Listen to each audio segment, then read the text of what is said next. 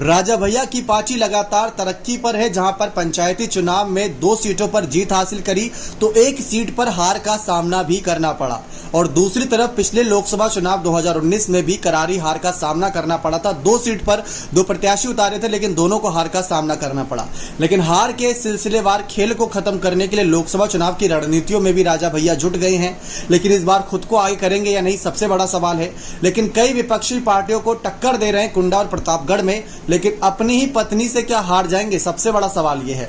जी हां, भानवी सिंह से तलाक को लेकर चर्चाएं हैं।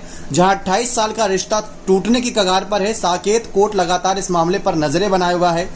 यहां पर खबरें निकलकर सामने आई कि 23 मई को बड़ी सुनवाई होनी थी, लेकिन याचिका जो दर्ज की गई थी राजा भैया की तरफ से, जहां पर शिकायत लगाई गई थी कि पत्नी छोड़कर जा चुकी है, कई साल हो चुके हैं, वापस नहीं आ रही, कई गंभीर आरोप लगाए जो बिल्कुल भी यहां पर कह सकते हैं बेबुनियादी नजर आने पूरी तरीके से। तो साथ ही साथ यहां पर यह खबरें निकलकर सामने आई कि अभी तक भानवी सिंह ने अपना जवाब दाखिल नहीं किया है उन याचिका के खिलाफ। 25 जुलाई तक का समय बढ़ा दिया। लेकिन जैसे जैसे ये समय बढ़ेगा राजा भैया के लिए मुसीबतें बढ़ सकती हैं, क्योंकि राजा भैया की जो एक अच्छी इमेज बनी है वो इमेज, वैसे तो देखा जाए इनको कुंडा का गुंडा कहा जाता है तो तमाम बातें निकलकर सामने आती हैं। लेकिन अगर इनका तलाक होता है तो क्या इस तलाक के मुद्दे को विपक्षी पार्टियां एक बड़ा मुद्दा बना देगी? खैर, अभी तक तो ऐसा नजर नहीं आता कि कोई पार्टी, विपक्षी पार्टी क्यों ना हो, किसी पारिवारिक मामले को बड़ा मुद्दा बना दे।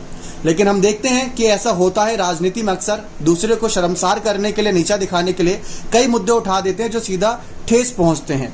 1995 में राजा भैया और भानवी की शादी हुई थी।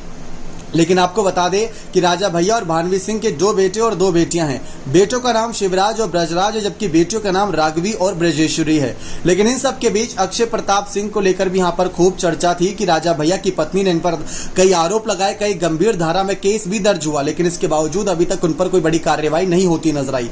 लेकिन यहाँ पर राजा भैया की पत्नी ने जो आरोप लगाया, राजा भैया ने अपने भाई का ही समर्थन किया था, जिसकी वजह से तलाक की कगार पर यह रिश्ता आया। लेकिन कहा यह जा रहा है कि एक तरफ राजा भैया को भले जीत मिल रही है, लेकिन वो जीत सिर्फ कुंडा, प्रतापगढ़ जैसे क्षेत्रों में मिल रही है, बड़े क्षेत्रों में नहीं मिल रही। मतलब राजा भैया की पार्टी का विस्तार नहीं हो पा रहा है। जैसे केजरीवाल ने अपनी पार्टी को 10 साल में एक बड़ी राष्ट्रीय पार्टी बना दिया, तो राजा भैया ने अपनी पार्टी का गठन 2018 में किया था, लेकिन 2023 तक इनकी पार्टी 2 विधायक, 2 पंचायती नेता के तौर पर ही सीमित है और इनके भाई अक्षय प्रताप MLC के तौर पर जाने जाते हैं। तो आप अपनी राय इस मामले पर जरूर दीजिएगा कि तलाक राजा भैया के राजनीतिक जीवन पर असर डालेगा या नहीं। बहुत बहुत